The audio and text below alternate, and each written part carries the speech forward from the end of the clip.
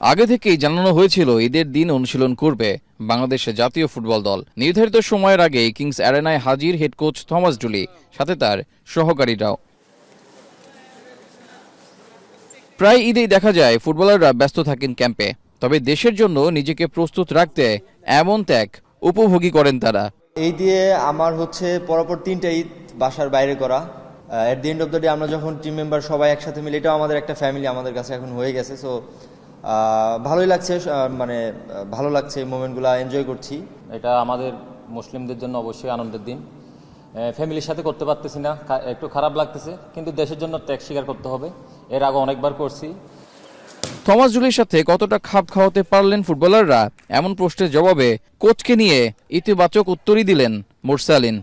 খুব ফ্রেন্ডলি, ভুল হলে আমাদেরকে খুব সুন্দর করেই যেন আমরা তাড়াতাড়ি ওইটা কানেক্ট করতে পারি, ওইটা আমাদেরকে শেখাচ্ছে। তো আমি আশা করছি আমরা ভালো করবো আর কি।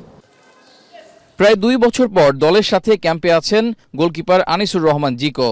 এতদিন জায়গা কেন পাননি তার কারণটা অবশ্য আকার ইঙ্গিতেই জানালেন দেশসেরা গোলরক্ষক।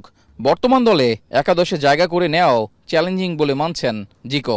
লিগে খেলছি, কনফিডেন্স আছে এবং নতুন কোচ, তো সব মিলেই এনজয় করছি। অনেকদিন পরে যত ব্রেক করছি সবার সাথে, সবাই সিনামুখ।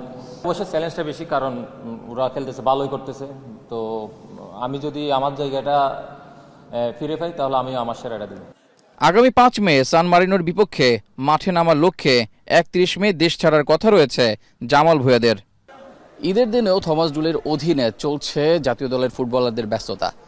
দৃশ্যটা নতুন নয়, তবে এবারের দৃশ্যটা কিছুটা ব্যতিক্রম, কারণ বাংলাদেশ যাচ্ছে ইউরোপের দেশ সান মারিনোর বিপক্ষে। সেই দেশের সাথে জয় নিয়ে দেশে ফিরতে চায় জামাল ভুঁইয়ারা। রেজাউল করিম, এখন, ঢাকা।